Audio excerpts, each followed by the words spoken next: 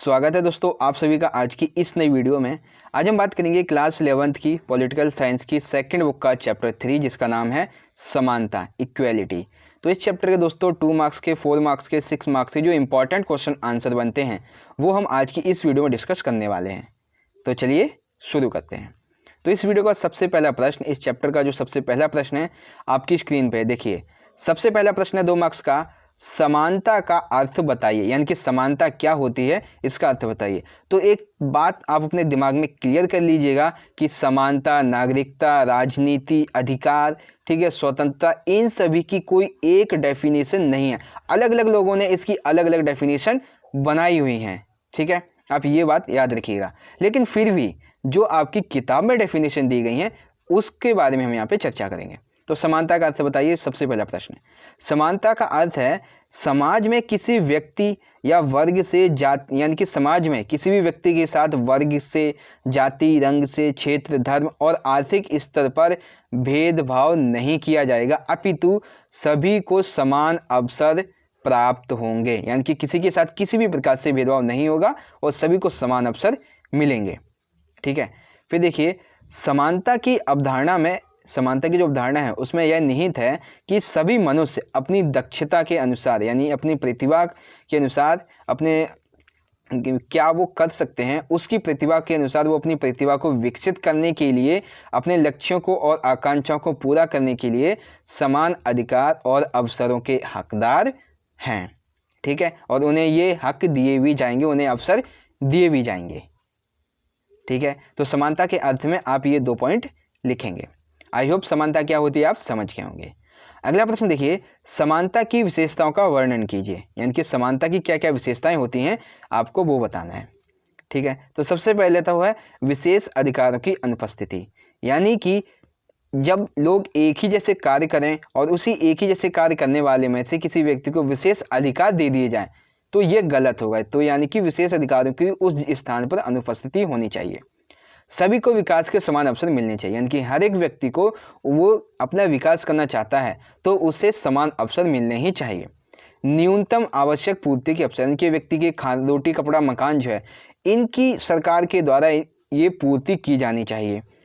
तर्क संगत भेदभाव, यानी कि अगर किसी के साथ भेदभाव हो रहा है तो उसका तर्क होना चाहिए, यानी कि भेदभाव अगर जायज़ है तो किया जाना चाहिए, ठीक है, लेकिन अगर जायज़ नहीं है तो भेदभाव नहीं किया जाएगा, ठीक है। अभी ये जो अभी मैंने बताया समानता की विशेषताएं, आगे एक 6 नंबर का प्रश्न बनेगा, अभी हम डिस्कस करेंगे। ये तो आपको मैंने मोटा मोटा 2 मार्क्स में बता दिया कि क्या क्या पॉइंट आपको लिखने होंगे, ठीक है। तो ये समानता की विशेषताएं थी।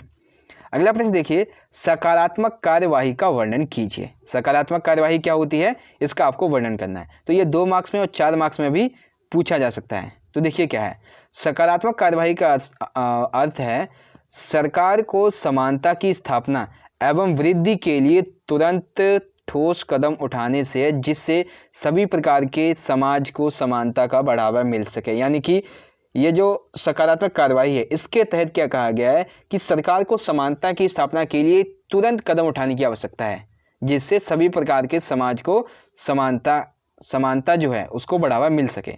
अब सकारात्मक कार्यवाही जो है इसके कई रूप हो सकते हैं, ठीक है। वो रूप क्या है देखिए, सबसे पहले तो है निम्न तथा वंचित समुदायों के लिए विशेष सुविधाएं प्रदान की जाए, यानी कि निम्न और जो वंचित समुदाय हैं उन्हें विशेष सुविधाएं प्रदान की जाएं। जैसे देखिए छात्रवृत्ति, हॉस्टल आदि की सुविधाएं, वरीयता के आधार पर खर्च करने से लेकर नौकरी और शैक्षिक संस्थाओं में प्रवेश करने के लिए विशेष व्यवस्था करने की और नीतियां बनाने की बात कही जाती है, ठीक है। तो ये वंचित समुदायों के लिए कुछ कार्य करने की बात कही गई है। तीसरा पॉइंट देखिए, समानता के उद्देश्य से जुड़े बहुत छोटे छोटे नारीवादी आंदोलन भी चले गए, जिनके तहत कई बातें भी उठाई गई थी सामने, ठीक है। 19वीं सदी में स्त्रियों ने समान अधिकारों के लिए संघर्ष किया था। उदाहरण के लिए इस आंदोलन में जो नारीवादी आंदोलन हुए इनमें उन्होंने मताधिकार प्राप्त करने के लिए, कॉलेज यूनिवर्सिटी में डिग्री प्राप्त करने के लिए, काम करने के लिए अधिकार और उसी प्रकार के अधिकार जो कि पुरुषों को प्राप्त हैं वो इस नारीवादी आंदोलन के द्वारा उठाए गए थे, ठीक है।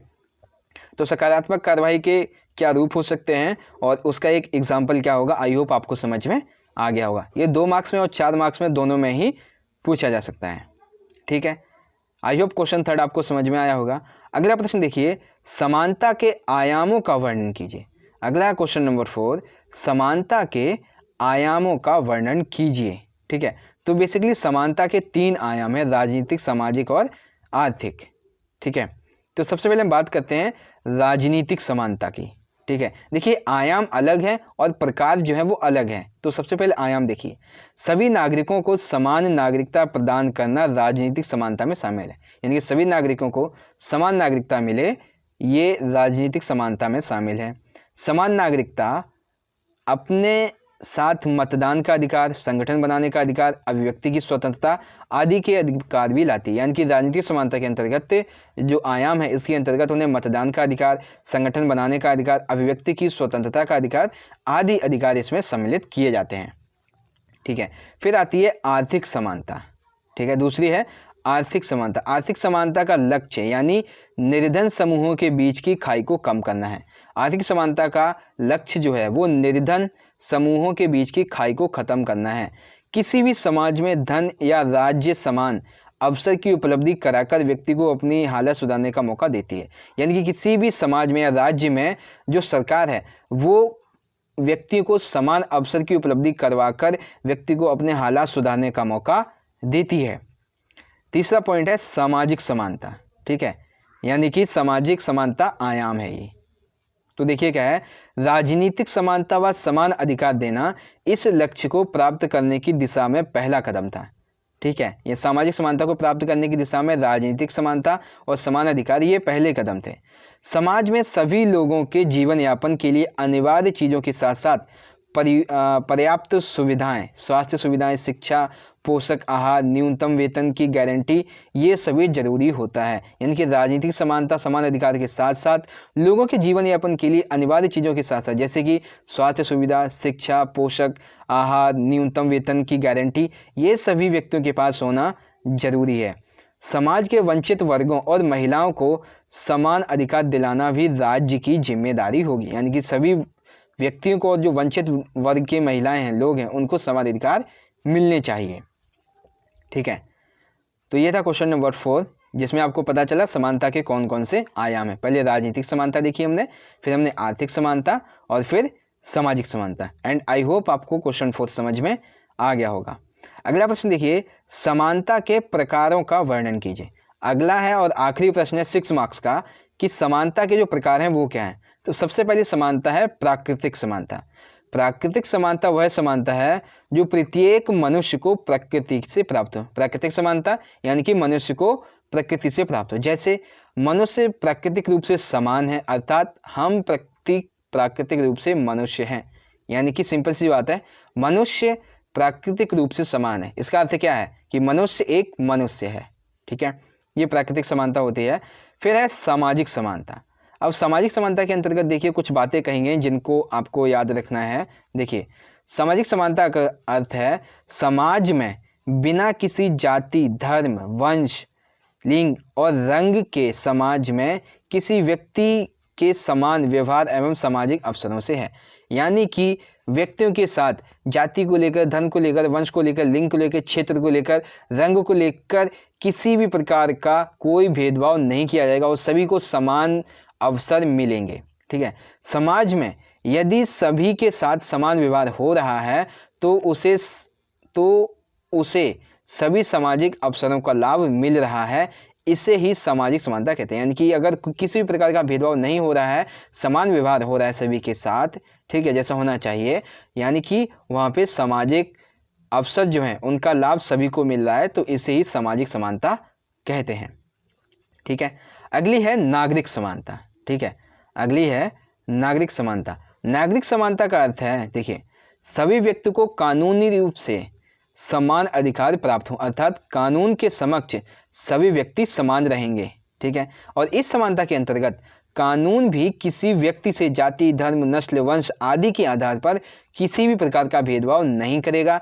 ऐसी समानता जहां होगी वहां पर नागरिक समानता होगी। यानी कि इसे हम नागरिक समानता कहते हैं। फोर्थ देखिए, राजनीतिक समानता। फोर्थ है राजनीतिक समानता।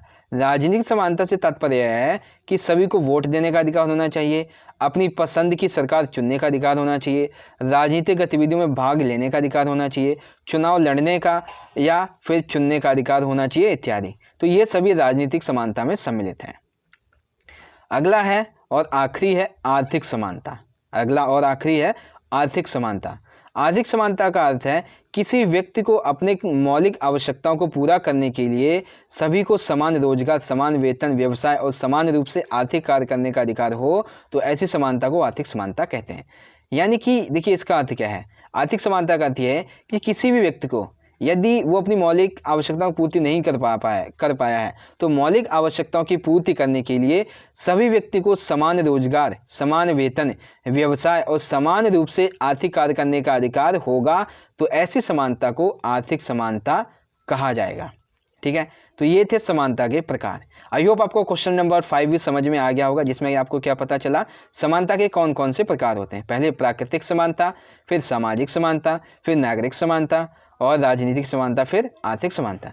आई होप दोस्तों आपको ये प्रश्न समझ में आ गया होगा।